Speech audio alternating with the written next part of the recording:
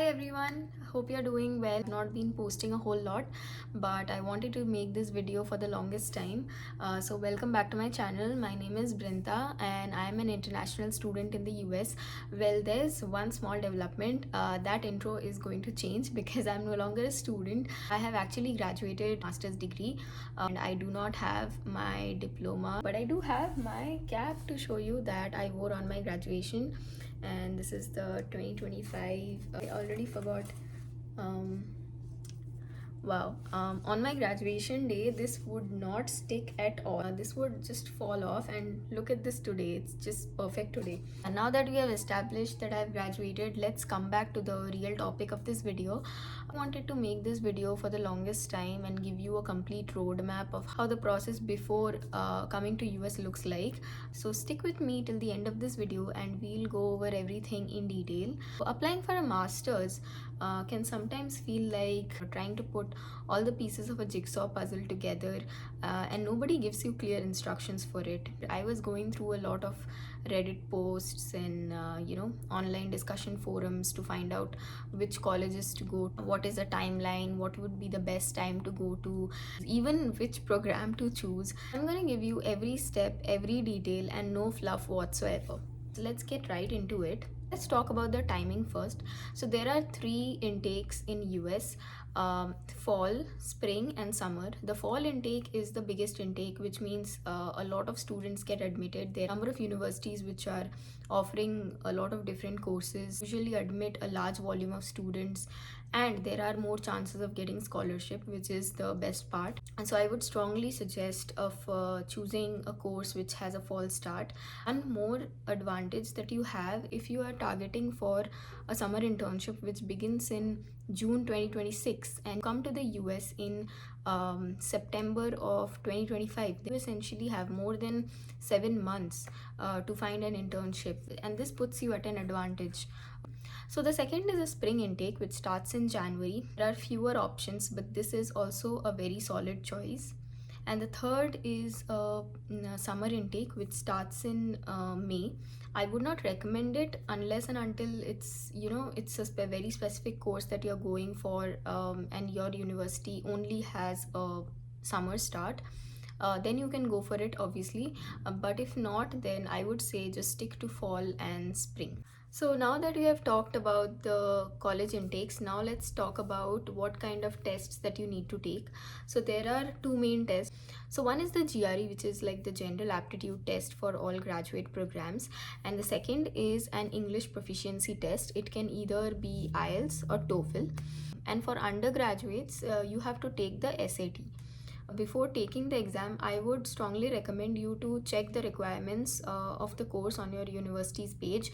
Sometimes they go test optional. Before spending 16 to 20,000 rupees, let's just check once whether your score is at all required. But usually universities do accept these scores, so it's always a safer bet to take the GRE. And the English proficiency test is a non-negotiable. You have to take the test. Let's talk about the test scores. So GRE, any score above 310 or 315 is good, okay, but it's not like if you score below that, you won't get an admission. Okay, but of course there's a probability, there's a higher chance that you will get admitted if you have a better score, which is like the general rule everywhere else. Universities in USA, they have a holistic approach. Okay, so if you have a lesser GRE score, okay, maybe a 305 or a 307, but you have a work experience which is like directly related to the course that you are about to study, or you have a lot of certifications, or you were very good in sports, or you have done a lot of research in your undergraduate degree, then that counts as well. That will put you at a better spot. Okay, so yeah, don't stress about the tests too much. Just get started on your preparation early, because that always helps. Give a few mock tests and you assess your scores and you feel like you're confident enough, you can just schedule your exams in the coming weeks. Let's talk about the next stage, which is getting your application materials in order. There are a few things you need. One is this SOP, which is the statement of purpose. This is your story, okay? You have to write it on your own. Why this program? Why this degree? Why do you want to study in the US? What are your future goals? Take help from seniors or somebody who's already staying in the US, and they'll tell you what the universities actually want to see in your application material. You want to be spending time on this. Get started on the first draft early, so you'll get more ideas as you write it. Need letter of recommendations. It can be academic as well as professional. I got 3 letters of recommendation. Two of them were from my university teachers. One of them was from my HOD back in college. One was a teacher who used to teach us electrical machines, I remember. And the third one was from my manager at PwC, which is where I worked. So apart from your SOP and your LOR, you also need your transcripts, a CV or a resume, and if you have a portfolio or something like that. Maybe they ask for a writing sample. I remember I had to submit an online video. I had to record a video and submit it on my application portal. Let's talk about the application process, which is actually filling up your application form. This is like every university has their own application portal. You need to go in, you need to fill up your details, register on the portal, fill in all your details, attach your documents, and then finally submit the application fees, which may be from $50 to $100. I remember for MSU I paid around $50. For UMass Amherst maybe around an $85, and I do not remember how much I paid for UMich Dearborn though. So universities have multiple deadlines and they take admission on a rolling basis. Like I remember the first deadline for MSU was March 31st, and it was taking me some time to gather all the documents, so I applied in the second batch, I would say sometime in April, and I heard back probably 2 months later.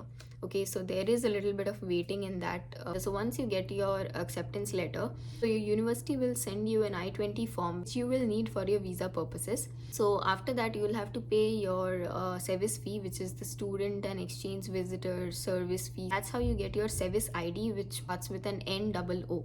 So you also have to fill out another form, which is the DS-160, which is your actual visa application form. There are two main payments that you have to make, the service fee and the visa application fee.